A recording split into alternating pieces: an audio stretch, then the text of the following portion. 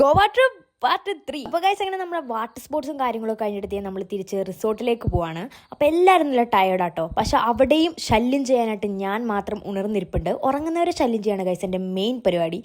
അങ്ങനെ നമ്മളിതേ റിസോർട്ടിലെത്തി ഫുഡൊക്കെ കഴിച്ചു. അപ്പോൾ ഇനി നമ്മുടെ നെക്സ്റ്റ് പ്ലാൻ എന്താണെന്ന് വെച്ച് കഴിഞ്ഞാൽ ട്രെക്കിങ്.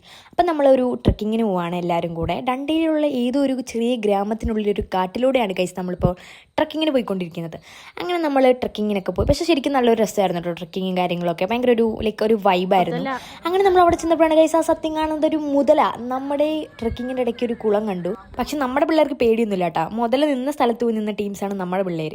പിന്നെ നമ്മൾ ആ ഒരു സ്ഥലത്തൂടെ ഫുൾ ഇങ്ങനെ നടന്നു. ഒരു കാട്ടിനുള്ള ഒരു കുളമൊക്കെ ഉണ്ട്, അതിലൂടെ ഇങ്ങനെ നടന്നു. ശരിക്കും കുറച്ച് കഷ്ടപ്പാടുണ്ടായിരുന്നു നടക്കാൻ. പക്ഷെ നമ്മളെല്ലാവരും കൂടെ ഒരുമിച്ച് ഫ്രണ്ട്സൊക്കെ ആയിട്ട് വൈബായിട്ട് നടന്നു കഴിഞ്ഞപ്പോഴത്തേക്കിനും അങ്ങനെ നല്ലൊരു എൻജോയ്മെൻ്റ് ആയിട്ടുള്ളൊരു ട്രെക്കിംഗ് ആയിരുന്നു. അങ്ങനെ നമ്മൾ ഈ കുളമൊക്കെ ഫുള്ള് കണ്ടു. ശരിക്കും പറഞ്ഞാൽ നല്ല ഭംഗിയുള്ള ഒരു സ്ഥലം കേട്ടോ, എനിക്ക് ഇഷ്ടപ്പെട്ടു. അപ്പോൾ അടുത്ത് നമ്മൾ ആ ഡണ്ടയിലുള്ള ഒരു ഗ്രാമത്തിൻ്റെ വീഡിയോസാണ്. അത് നെക്സ്റ്റ് വീഡിയോയിൽ കാണാം. അപ്പോൾ ഇത്രയേ ഉള്ളൂ. Bye bye.